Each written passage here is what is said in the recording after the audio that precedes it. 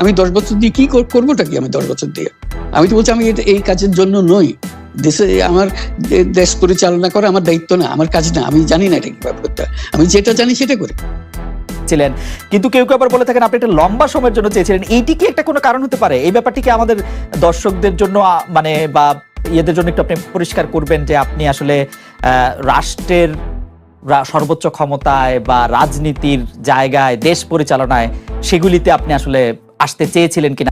যদি চাইতাম খালেদ, যদি চাইতাম, তখন যখন মিলিটারি আমার বাসায় এসে বসে রইল সারা রাত আমাকে রাজি করানোর জন্য, আমি তো লুফে নিতাম। রাজি করানোর জন্য বসে থাকতে হবে কেন? কি কথা পাবেন? কারণ আমি তো এটা এমন কিছু না যে মনের মধ্যে সন্দেহ রেখে, দ্বন্দ্ব রেখে আপনাদেরকে বলছি। অত্যন্ত পরিষ্কার ভাবে আপনাদের কাছে বলছি। ঠিক আছে, তা না হলে তো আমি সঙ্গে সঙ্গে রাজি হয়ে যেতাম। খেয়ে ছাড়ে যাও, আপনাকে দেশের পুরো সরকারের প্রধান হবার জন্য আহ্বান জানাচ্ছে। বাংলাদেশে এরকম কয়জন মানুষ আছে বলবো যে না, আমি এই দায়িত্ব গ্রহণ করব না। আমি তো করলাম সেটা।